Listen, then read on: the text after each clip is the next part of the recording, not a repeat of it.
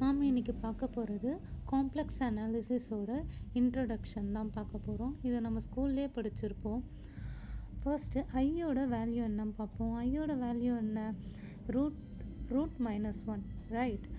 இப்போது அப்போ ஐ ஸ்கொயரோட வேல்யூ என்ன? -1. இப்போ காம்ப்ளெக்ஸ் அனாலிசிஸோட ஸ்டாண்டர்ட் ஃபார்ம் என்னன்னா Z = A + IB. அந்த ஏவும் பியும் நம்ம ரியல் நம்பர்லேருந்து எடுத்திருக்கோம். அதனால தான் ஏவும் பியும் belongs to R, that is real number.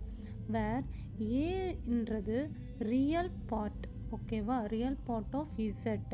அதை தான் நம்ம என்ன ரெப்ரசன்ட் பண்ணிருக்கோம்னா RE ஆஃப் இசட்டுன்னு ரெப்ரசன்ட் பண்ணிருக்கோம். அப்படின்னா ரியல் பார்ட் ஆஃப் இசட்.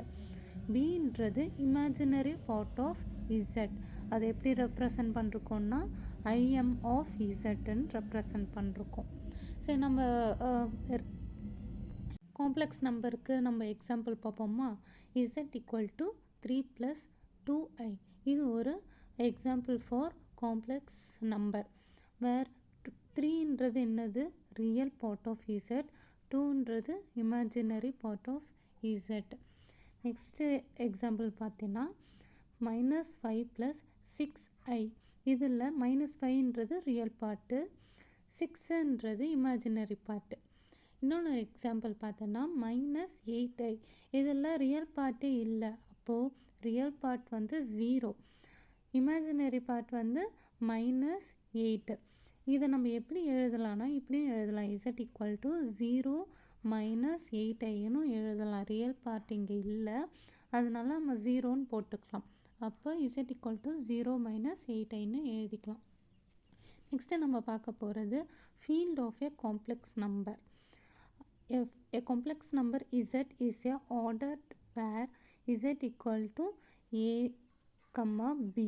இது நம்ம ஆர்டர் பேராகவும் எழுதலாம். இப்போ நம்ம வந்து இவ்வளோ நேரம் நம்ம பார்த்துட்டு இருந்தோம்ல எக்ஸாம்பிள் 3 + 2iன்ட்டு, அதை ஃபீல்டில் எழுதணும்னா 3, 2ன்னு எழுதலாம். இப்போ இன்னொன்று எக்ஸாம்பிள் என்ன பார்த்தோம்? -5 + 6iன்னு பார்த்தோம்ல, அதை ஃபீல்டில் நம்ம எப்படி ரெப்ரசன்ட் பண்ணலாம்னா Z = -5, 6 அப்படின்னு ரெப்ரசன்ட் பண்ணலாம். ஓகேவா?